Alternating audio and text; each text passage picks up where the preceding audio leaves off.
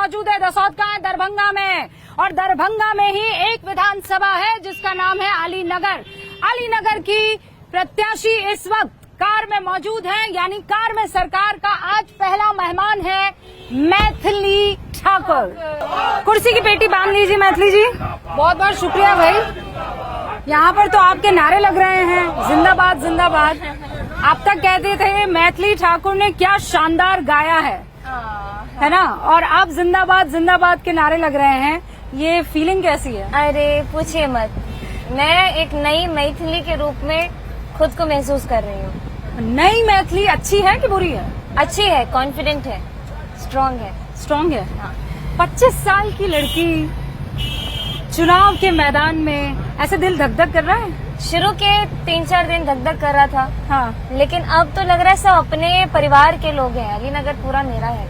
हाँ। वो ओनरशिप महसूस कर सकती हूँ कि ये लोग मेरे खुद के लोग हैं, मेरे लिए लोग हैं। विकिपीडिया पर अभी मैं, ऐसे तो आपके बारे में कौन नहीं जानता है, लेकिन विकिपीडिया पे लिखा हुआ है इंडियन पॉलिटिशियन मैथिली ठाकुर अच्छा। And singer.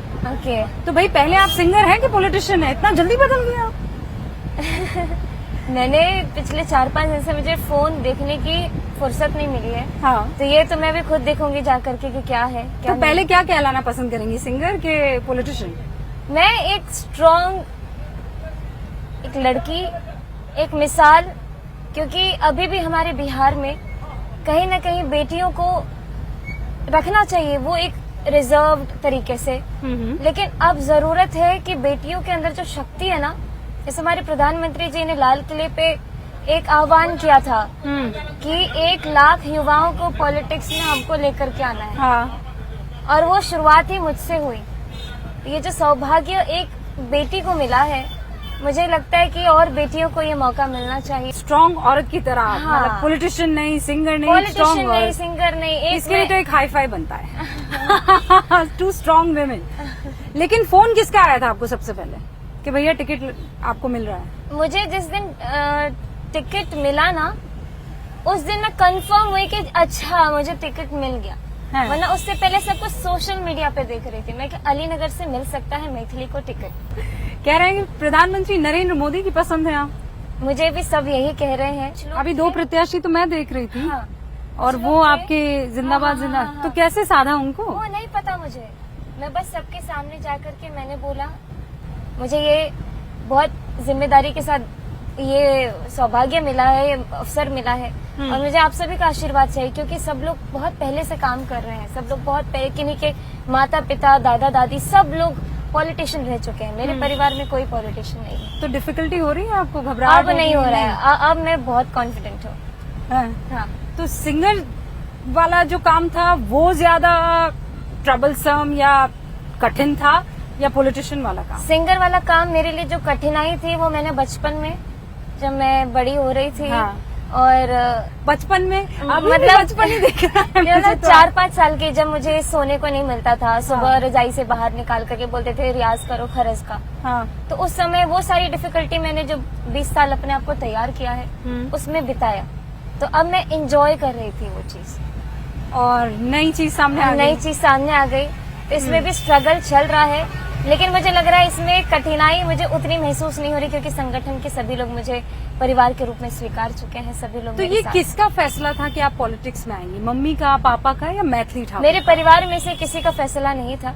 ये मतलब वो खुले मन से थे कि अगर हमें मौका मिलता है हम जरूर लेंगे, क्योंकि अवसर सबको नहीं मिलता है कि आप अपने देश की सेवा करो, वो भी एक अधिकार के साथ। पर मैथिली ये सीट आपके लिए डिफिकल्ट नहीं है? मेरे लिए ये फील्ड ही तो ब्राह्मण वर्सेस ब्राह्मण वाला है, जातिवाद आप जानती हैं बिहार में बहुत तगड़ा चलता है। मैं कसम से बोल रही हूँ, मेरे दिमाग में अभी तक ये चीज नहीं आई है कि ब्राह्मण वर्सेस ब्राह्मण चल रहा है। नहीं आई है? नहीं। वहाँ से ना ही- विनोद मिश्रा आरजेडी के प्रत्याशी। मुझे अभी तक दिमाग में घुसा ही नहीं है कि हम जाति के आधार पे लड़ रहे हैं, या फिर अगर इसी सीट पर कोई और जाति का होता। हाँ। तो जो लोग जो बहुत ही मन से मोदी जी को मानते हैं, या जो नीतीश जी को मानते हैं, या फिर दूसरी जाति का भी इंसान होता, तो उसको उतना ही प्यार मिलता। आपको ये लग रहा है आप ये सीट निकाल लेंगी? आराम से। आराम से? जी।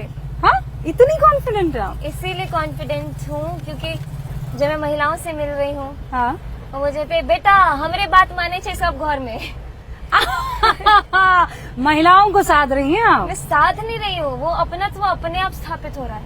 लेकिन वो ये भी तो कह रहे हैं कि क्या कर लेगी 25 साल की लड़की, क्या कर लेगी? ये उनका मानना भी ठीक है, क्या कर लेगी 25 साल की लड़की, जब तक उन्होंने देखा ही नहीं है किसी 25 साल की विधायक को, तो उनके मन में ये डर होना भी एक जाहिर सी बात है। लेकिन वही है कि अब मुझे ये मौका दिया गया है तो मैं इतनी अच्छी तरीके से खुद को साबित करूंगी, तो मैं किसी को निराश नहीं करूंगी, एक भी अपने क्षेत्र की किसी भी जनता को निराश नहीं करूंगी। आप भी नेता तो बन गई हैं, मतलब मुझे नहीं नेताओं पता। की तरह बात करना तो आपको आ गया है। हाँ, मैं हर एक बात दिल से बोल रही हूँ, शायद इसीलिए आपको और अपीलिंग लग रहा हो। अपीलिंग, अच्छा ये भी सर्टिफिकेट दे दिया आपने कि अपील। नेताओं की तरह बात करने का मतलब ये है कि you know what to talk where, आप ये समझ गए कि कहाँ मुझे क्या बोलना है और कितना बोलना है। आपने अभी एक बयान दिया था कि मैं जब जीती तो अलीनगर का नाम बदल दूंगी, क्या क्या नाम कर देंगे? मेरे नामांकन के दिन जो हमारे मंत्री जी आए नित्यानंद राय जी, तो उन्होंने बोला जानकी के पावन भूमि पर, यानी माता जानकी के पावन धरती पर हमें जन्म लेने का जो सौभाग्य जो किसी और को नहीं मिला, मिथिलांचल वासियों को मिला, मिथिला वासियों को मिला। हाँ, जानकी मंदिर बन रहा है।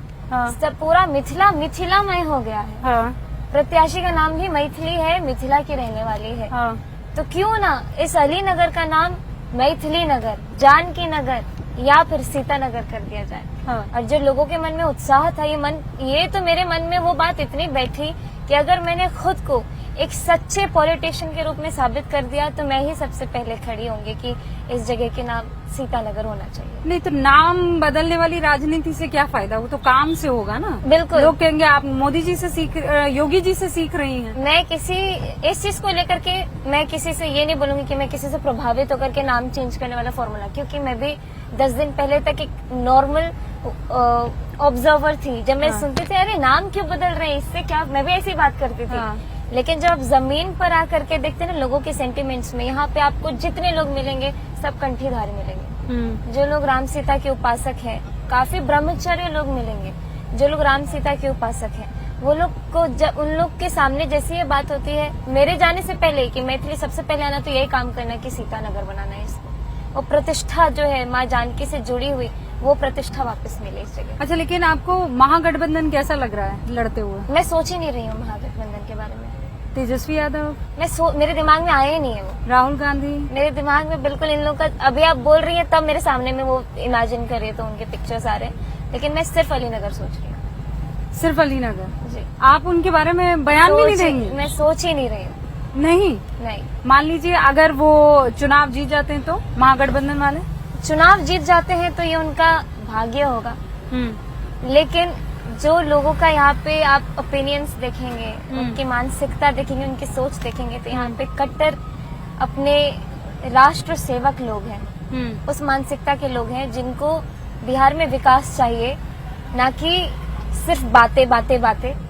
तो बहुत सारे लोग ऐसे हैं, मतलब मुझे लग रहा है सब लोग वोटर्स यहाँ पे सब बीजेपी वोटर्स, सारे बीजेपी वोटर्स। हाँ। आप हमेशा से बीजेपी को मोहब्बत करने वाली रही हैं या ये नया नया प्रेम है? मैं ऐसी लड़की थी जो मेरा एक सफर पॉलिटिकल अवेयरनेस जब शुरू हुआ ना तो न्यूट्रल होकर के शुरू की। हाँ। सबके कुछ अच्छी चीजें कुछ बुरी चीजें मैं नोट करते रहती थी। हाँ। चलता रहता था। हाँ। लेकिन बीजेपी से मेरा जो अपनत्व तब से जुड़ा जब से युवाओं को हर एक चीज में आह्वान देने वो जो अचीवर अवार्ड दिया था मोदी जी ने उसके बाद? नहीं, उससे भी पहले से। अच्छा, ठीक है। और जिस तरीके से महिलाओं को सम्मान मिला और जिस तरीके से विकास के बारे में बात होती है, जिस तरीके से हम लोग चेंज अपने आसपास देखते हैं, ऐसा नहीं कि बहुत ही स्टेगनेंट हो, अपने देश में कुछ हो ही नहीं रहा है, सब शांत, ऐसा नहीं। जब बीजेपी के आने से वो जो हलचल मची ना, उसने मुझे काफी प्रभावित किया कि देश को ऊपर की ओर लेके जाना है और संगठन मिल करके ये काम कर रही है। तो ये मुझे मतलब अपनत्व तो बढ़ते ही जा रहा था।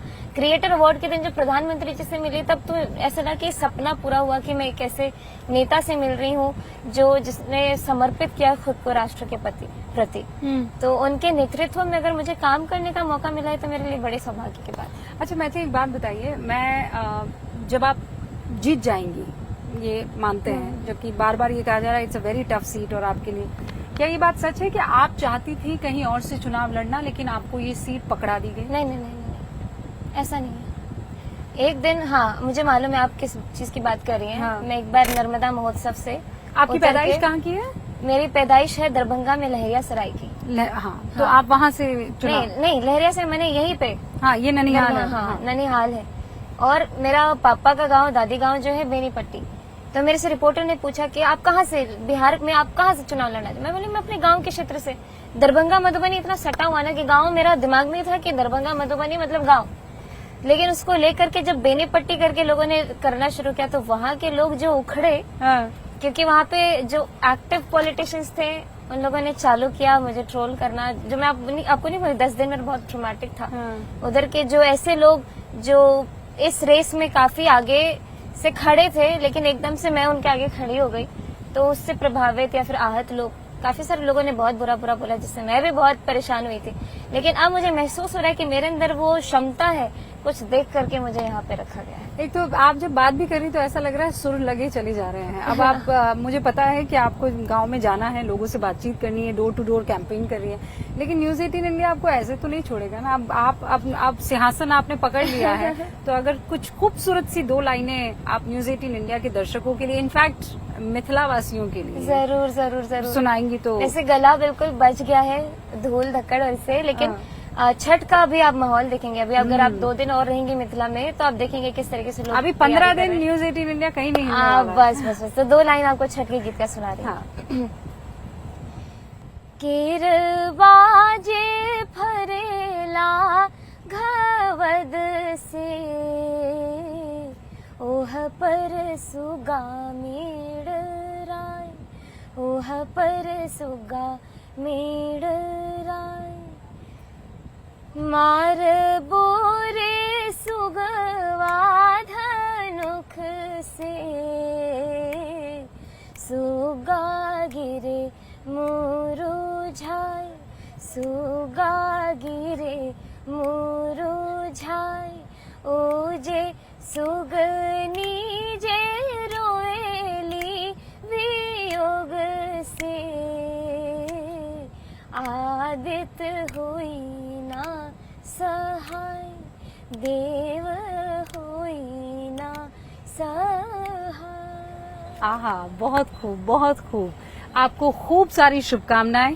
चुनाव तगड़े से लड़िएगा और जब ऐलान होगा तो न्यूज 18 इंडिया पर आप जरूर देखिएगा कि क्या रिजल्ट आता है। All the best news 18 India की और तरफ मैं से। जाने से पहले आपको मिथिला का जो मान सम्मान अरे, प्रतिष्ठा अरे, है, अरे, अरे, वो अरे। पाग पहनाना चाहती हूँ। हाँ, ये पाग की कहानी क्या है? आपने भी पाग पहना हुआ है? जी वैसे मैं खड़ी होकर के आपको पहनाती तो वो और अच्छे से होता, लेकिन कोई बात नहीं। हमारे विद्यापति जी ने पाग को धारण किया था और शिव जी उगना के रूप में, यानी चाकर बन करके, उनके नौकर बन करके विद्यापति जी की सेवा में लग गए थे। हाँ, और उन्होंने विद्यापति जी से ऐसे ऐसे गीत लिखवाए, ऐसे ऐसे रचना करवाए हाँ, कि वो अभी भी अमर है। विद्यापति जी भले ही शारीरिक रूप से अब हमारे बीच में नहीं है, बहुत पुरानी बात है, बहुत पुरानी बात हाँ, है विद्यापति हाँ, जी हाँ, की बात, लेकिन उनकी जो रचनाओं को हम गाते हैं, सुनते हैं, पढ़ते हैं तो विद्यापति जी सामने होते हैं। अच्छा, तो ये पाग है जी, जिसको आपने धारण किया हुआ है। जी। इसे कहते हैं सम्मान। ये सबसे बड़ा सम्मान है। सबसे बड़ा सम्मान है मिथिला वासियों के लिए और अब तो पूरे देशवासियों के लिए। अरे बिल्कुल है, और मिथिला का तो माँ फेमस है और माँ से मैथिली भी है। ऑल द बेस्ट, अपना ख्याल रखिएगा। बहुत बहुत शुक्रिया। तो ये थी मैथिली ठाकुर, जो पूरी तरह से चुनावी मैदान में गायिका नहीं, एक राजनेता की तरह तैयार है। अब देखते हैं जनता कितना पसंद करती है। आप खबरों के लिए देखते रहिए न्यूज 18 इंडिया।